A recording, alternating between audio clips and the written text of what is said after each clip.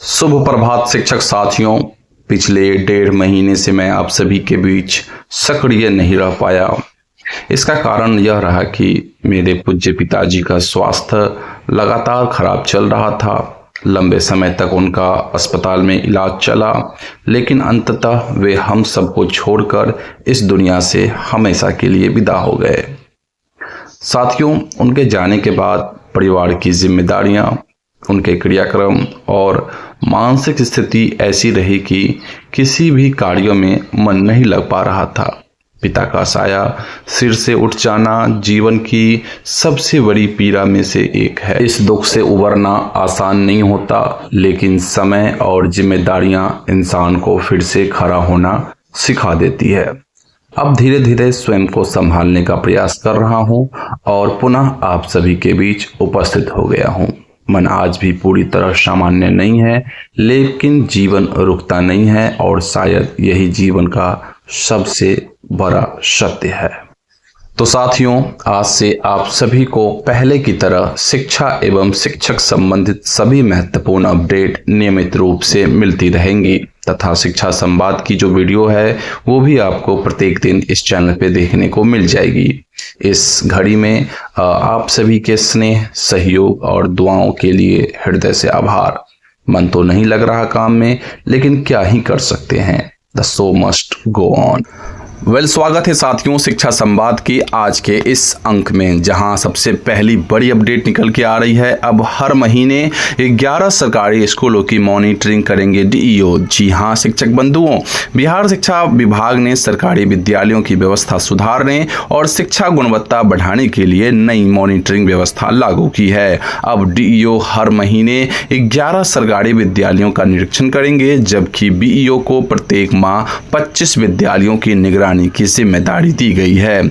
इसके अलावा जिला कार्यक्रम पदाधिकारी, अपर जिला कार्यक्रम समन्वयक, सहायक कार्यक्रम पदाधिकारी तथा बिहार शिक्षा परियोजना परिषद के अधिकारियों को भी विद्यालय निरीक्षण में लगाया गया है। विभाग ने बेस्ट ऐप के माध्यम से डिजिटल और रियल टाइम मॉनिटरिंग व्यवस्था शुरू की है, जिसके तहत बुधवार और गुरुवार को विद्यालय निरीक्षण अनिवार्य रहेगा। हालांकि अन्य दिनों में भी जांच की जा सकेगी। इस निरीक्षण में बच्चों के नामांकन व उपस्थिति, शिक्षकों की उपस्थिति, समय पर स्कूल खुलना, स्वच्छता, बुनियादी सुविधाएं तथा विद्यालय संचालन से जुड़ी सभी व्यवस्थाओं की ऑनलाइन निगरानी की जाएगी। वहीं शिक्षा व्यवस्था को सुदृढ़ व प्रभावी बनाए, ऐसा बयान है मिथिलेश तिवारी जी का। जी हां शिक्षक बंधुओं, शिक्षा मंत्री मिथिलेश तिवारी ने अधिकारियों को निर्देश दिया है कि शिक्षा व्यवस्था को सुदृढ़ एवं प्रभावी बनाए। शिक्षा मंत्री श्री तिवारी ने गुरुवार को शिक्षा विभाग के माध्यमिक शिक्षा निदेशालय अधिकारियों की बैठक में शिक्षा व्यवस्था को सुदृढ़ एवं प्रभावी बनाने के लिए आवश्यक दिशा निर्देश दिया। बैठक शिक्षा विभाग के डॉक्टर मदन मोहन झा स्मृति सभागार में हुई। बैठक में शिक्षा विभाग के अपर मुख्य सचिव डॉक्टर बी राजेंद्र एवं माध्यमिक शिक्षा निदेशक सज्जन आर सहित सभी संबंधित अधिकारी मौजूद थे। बैठक में विभाग के स्तर पर संचालित विभिन्न योजनाओं एवं प्रगति कार्यों की जानकारी प्रस्तुत की गई। इसी के साथ बढ़ते हैं नेक्स्ट अपडेट की ओर।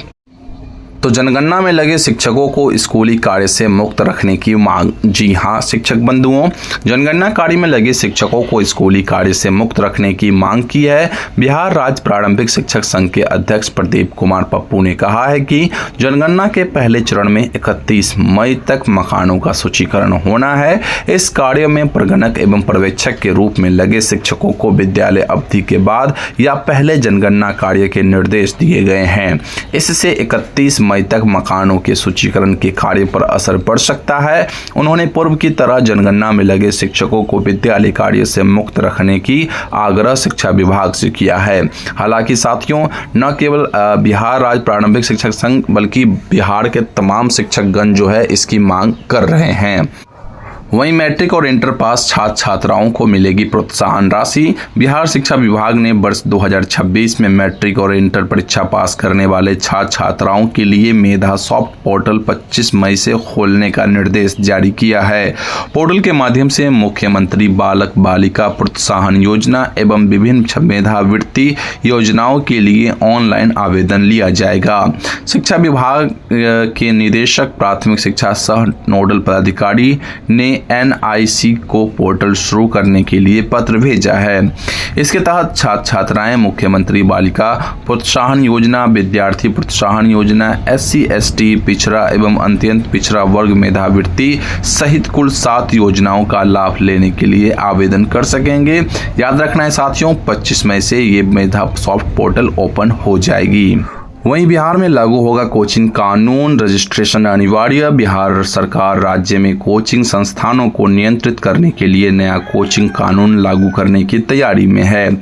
शिक्षा विभाग ने बिहार राज्य कोचिंग संस्थान नियंत्रण एवं विनियमन विधेयक 2026 का ड्राफ्ट तैयार कर वेबसाइट पर जारी कर दिया है तथा 7 जून तक सुझाव मांगे गए हैं।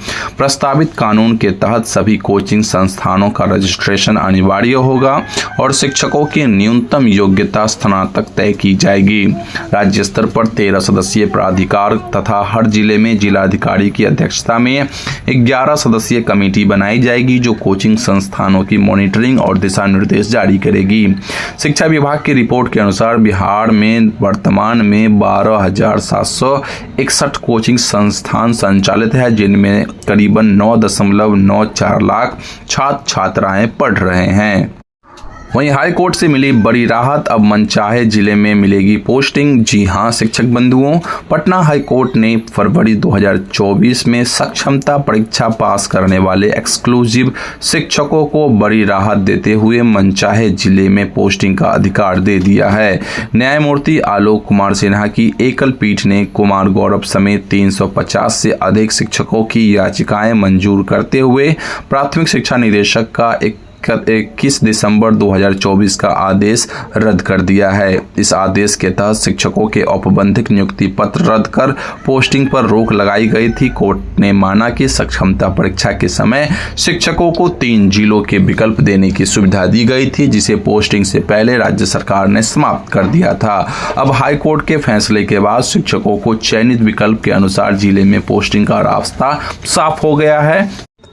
वहीं कर्मचारियों और पेंशन भोगियों का महंगाई भत्ता 2% बढ़ा। जी हां शिक्षक बंधुओं, बीते दिनों मुख्यमंत्री सम्राट चौधरी की अध्यक्षता में हुई बिहार कैबिनेट बैठक में राज्य कर्मचारियों और पेंशन भोगियों को बड़ी राहत देते हुए महंगाई भत्ता यानी DA में 2% वृद्धि की मंजूरी दी गई है। अब सप्तम वेतन आयोग के तहत कर्मचारियों और पेंशन भोगियों को 58% की जगह 60% DA मिलेगा, जो 1 जनवरी 2026 से लागू होगा।